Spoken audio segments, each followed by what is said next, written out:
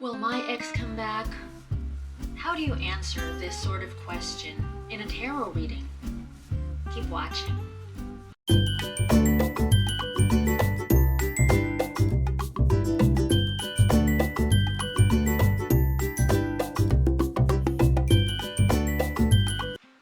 Hi, it's Leia. Welcome to this episode of Diaries of a Witchy Creative Life. This video is part of my series of how to read tarot, which is geared towards beginners or anyone who is refreshing their tarot practice or taking a look at other methods of reading tarot in case they want to incorporate something new into an existing practice. Whether you're new here or have been watching my videos for a while, it bears repeating that my style of reading is not predictive. Here and there, something that sounds predictive because it does address patterns and whatnot will come up, but in general, the kind of readings that can be found on this channel are more towards self-awareness, healing, doing shadow work, which involves diving down deep to discover parts of ourselves that we may have been in denial of or may have dissociated from, whether it's because we are ashamed of these parts of ourselves, have guilt surrounding them. No matter the reason. At this point, there are already a couple of other videos in this series, how to read tarot cards instantly, and one about reading a past, present, future spread. So if you haven't seen those yet, please feel free to take a look at them also. There may be more helpful background in those videos about this particular style of reading, which is based off of how I personally read tarot, which I am now sharing with you. Okay, so the question, will my ex come back? That is one of the most popular questions that you might get as a tarot reader. Once people know you read the cards, there are a few topics that are going to repeat. There may be some variations in how the questions are worded, but basically people want to know about money, career, their love life, their health. So this is an interesting question because if you do follow a mostly non-predictive style of reading, how do you answer something like that? The first thing I want to say about that is, in all likelihood, you will not be comfortable with all the questions that every single client asks you. There will be some questions that you might feel bump up against your moral compass, like you feel you aren't qualified to answer that because it goes against your beliefs to do so. Or sometimes it's possible that while you're willing to explore that subject, you just don't want to answer that question directly.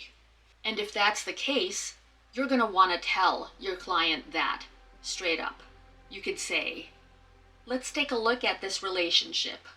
Let's see the history behind it. Let's see the possibilities. But I am not going to answer a yes or no question. Other readers are perfectly comfortable answering a yes or no question. So by all means, if you have a system figured out that you're comfortable with or are at ease using, go with that. But in the case of this question, I myself, and this is just me, and you can continue watching if you agree with this, if you resonate with it and want to use it in your own tarot reading practice. What I tend towards is, I'm going to want to know some history or background about this relationship, and I want to understand why the client, sitter, querent, wants to know if their ex is coming back. That's where the shadow work comes in. Sometimes, for instance, after doing a little digging, a little reading, you find out that the only reason they want their ex back, really, and they're not aware of this in the beginning, they may think it's because they miss them, they love them so much, etc., but then with the reading, even they, the client, discover that, oh my gosh, this whole time, I've just been wanting to have the last word, and I didn't get that. Or maybe for someone else it's going to be, I've just really wanted closure, but I don't want to be together anymore. I thought I did, but now I have more clarity on that. So that's something I would want to do. And I want to say too, I think in general that readings shouldn't have to be about the reader proving their psychic ability. Not all readers come from a place of claiming to be psychic or using their intuition. Some do truly read what they see in the cards purely and share just that, while other readers, yes, do include the fact that they're psychic or intuitive in their job description. But I think that the purpose of a healing reading, a self-awareness reading, is to be able to help the client more than anything. It's not to impress them with just how much you know about their life without them telling you anything.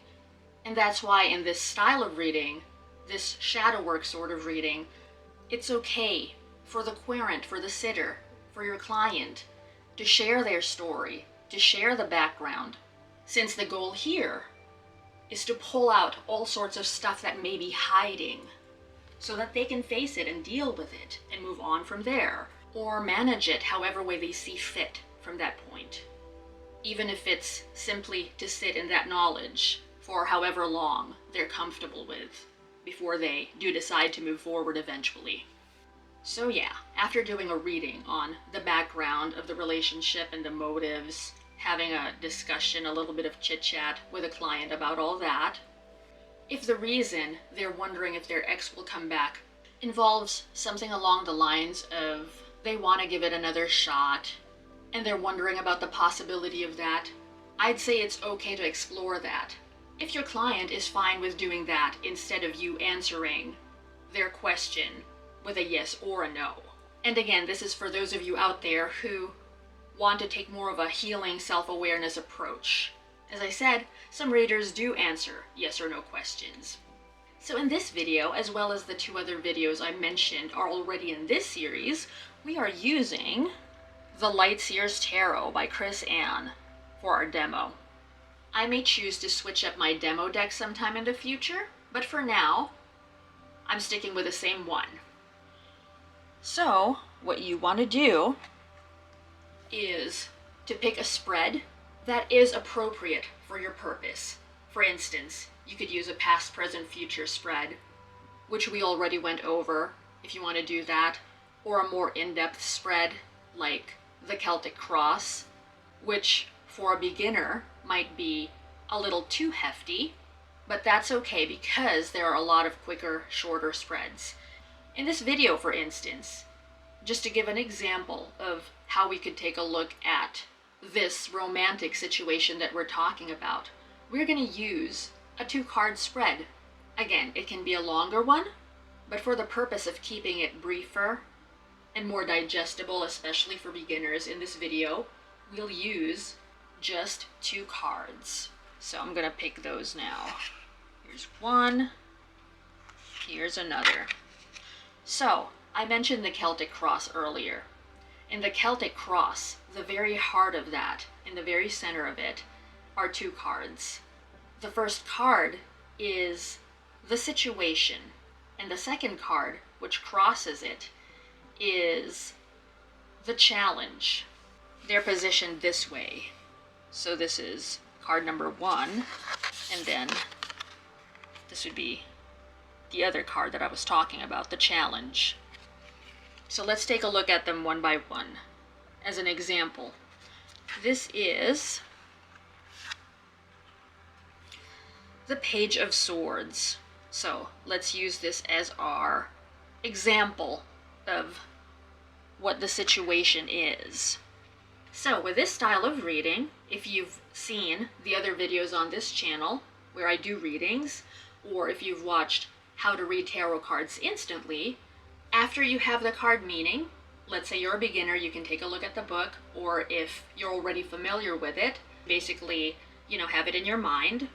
What you're going to do is relate it now to the position of the card and give your client something to contemplate, which will then begin to pull these feelings, these thoughts out of them, thus beginning the shadow work process. So in this case, the Page of Swords is about curiosity, about wanting to try new things, wanting to satisfy all that curiosity.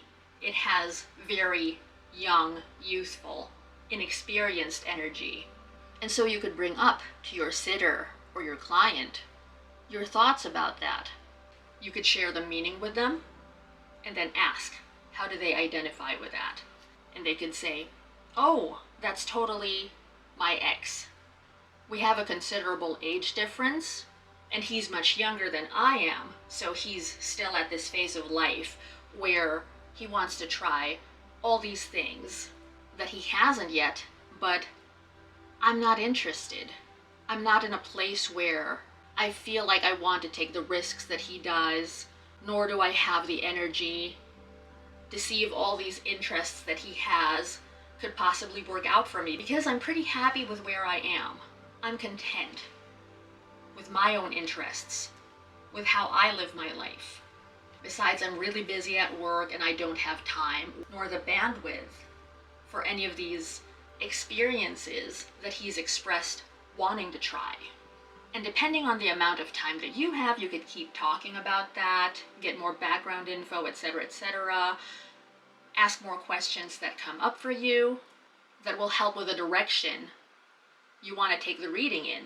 But for our purposes in this video, let's take a look now at the second card, which is the Ten of Pentacles. All right, it's pretty interesting that this is the card that should come up for the challenge, because this is a very positive card. So we're going to illustrate here how a positive card could be seen or interpreted as a challenge. So I'm going to scoot this over and put this one right here so we can see both of them. So again, first you want to think about the meaning of the card, and then you interpret it based off of the position that it has in the spread. So the Ten of Pentacles represents wealth and prosperity, lots of abundance, both spiritual and material. It refers to having arrived at that place in life after having gone through your share of challenges. Thus, in this case, it could very strongly be hinting at maturity versus, as we discussed earlier, the Page of Swords, which is way more inexperienced by comparison. So how does this beautiful, awesome card become a challenge in this situation? This is a completely different topic that we'll be dipping into in another video, but it's possible that your knowing or intuition is speaking up at this point, nudging you, or even for some people you might call it common sense, depending on how you see it. Regardless of what you call that part of you, it could be saying, hey, doesn't this look like this could be about your sitter? And if that's the case, go ahead and ask them that then. How do you relate to having arrived at a place in your life where you feel great contentment? And they could say, most of my dreams have already been fulfilled. Well, not everything, because I still want a partner to settle down with. But I am at that point in my life where I do want to settle down. I do want to take it easy. I want to enjoy the fruits of my labor. And at that point, for you, the reader, you might be hearing in your head a ding, ding, ding. Well, that does prove to be a challenge in this situation, because your sitter and their ex seem to want very different things in life. And as it is, you may have already heard that in what your sitter said earlier about not wanting to get into what their ex has expressed interest in trying. And this is when you could deliver in a compassionate way, of course, what you see and ask them if it makes sense to them. Because it's possible that for someone who isn't in that situation and someone who's reading what they see reflected to them on the cards, that the dots connect as to why they broke up in the first place or why the relationship didn't work out. But to your sitter, being lost in their emotions, and maybe it was a whirlwind romance that they got caught up in, or the love is genuine. It could be that it is more challenging for them to see where the challenge lies. They could ponder over, based on what they can more clearly see now, whether this is still something that they want to pursue. There is free will involved, even if it seems very highly likely. Let's say these weren't the cards that we pulled, and apparently there was just some sort of misunderstanding that led to them breaking up, but they're actually really a good match. That doesn't take away the fact that people can choose whether to get back in a relationship or not. Not to mention, all sorts of things can happen in the interim when you break up with someone.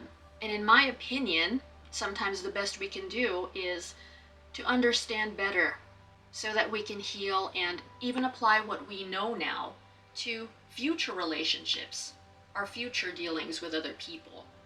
And like I said, in a future video, we'll touch more on intuition, and something else that's important to tackle would be reframing your client's questions if necessary, and if they're okay with that.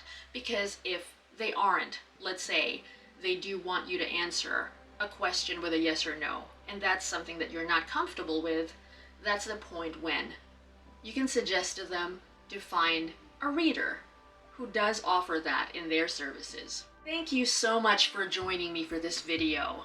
I've mentioned this before in the other videos in this series, how there are a lot of layers to this, so I keep them on the briefer side to make them easier to digest and whatnot.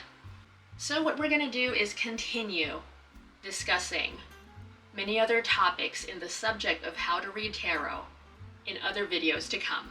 Until next time, take care of yourself. I'll be back with many more videos on tarot, shadow work, self-awareness, healing. Till then, bye for now. Lots more Diaries of a Witchy Creative Life coming soon.